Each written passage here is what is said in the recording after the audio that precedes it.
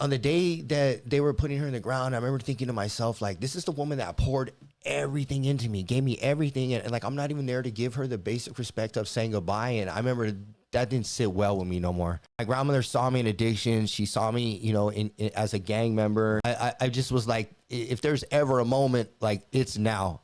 And because I did have a moment where I planned on committing suicide, where I looked at that vent and I said, I'm going to hang myself. Really? Yeah. And I remember that moment so specific that it was New Year's Eve. It was 11:36. And Ryan Seacrest was on the TV with Nicki Minaj. And I remember looking at the vent right above the TV, like, I need to do this quick before I chicken out.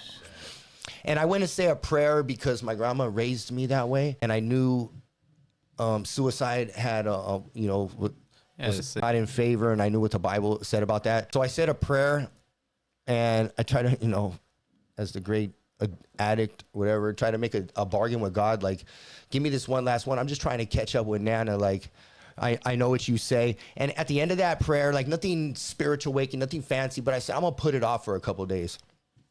And the craziest thing, I'm blanking on her name. I can't believe I blanked on her name right now. She won the Oscar with, she was on with Beyonce.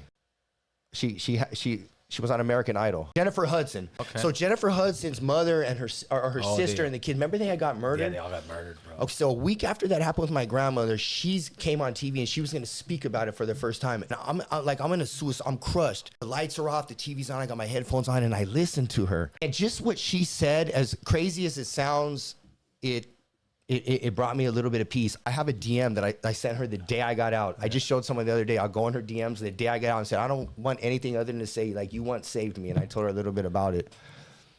And there were just little things like that would get me to the next day. That would get me to the next day. It was moment by moment by moment. And the homies were great, were supportive. But the worst part was after that, anytime a homie would take a loss or anybody would take a loss, they'd be like, get it lonely. He knows how to deal with it. Oh, shit. So, like, I'm like, well, this is, you know what I mean? But that's what life handed me. That was my duty, and I fulfilled it, but it reopened it every time, you know?